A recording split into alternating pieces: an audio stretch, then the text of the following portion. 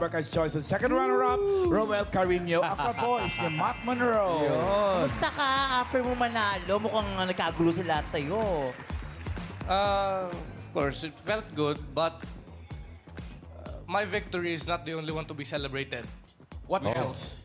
Of course, the victory of the other contestants. Of course. Oh, totoo naman. Nakita naman namin yung friendship niyo during and after.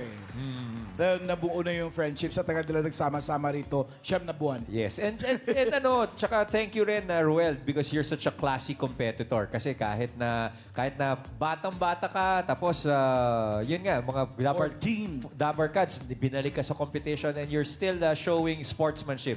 Yun ang maigi, Ruel. Correct. Totoo yan, Noel. Ano naramdaman mo ito? Nagko-concert ka ulit sa EB Stage.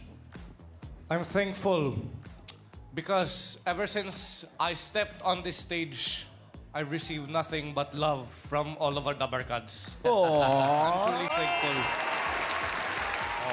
And then, Ruel, thankful din kami sa mga pinapakita mong talent dito sa Eat Bulaga stage. Baka may gusto kang sabihin doon sa mga lahat ng bumoto sa'yo bilang comeback winner. Tapos, ikaw pa ang Dabarkads Choice. You might wanna talk to the Dabarkads, Ruel. It always astonished me kasi nagulat po ako. Out of all of the clones, why me? But I don't see myself as charming. But I appreciate that you see me that way. Kaya thank you po very much.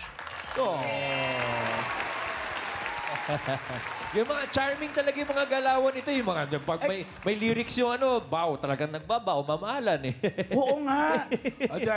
Or take another bow. Pati yung isang Sabado yung... Nung finals.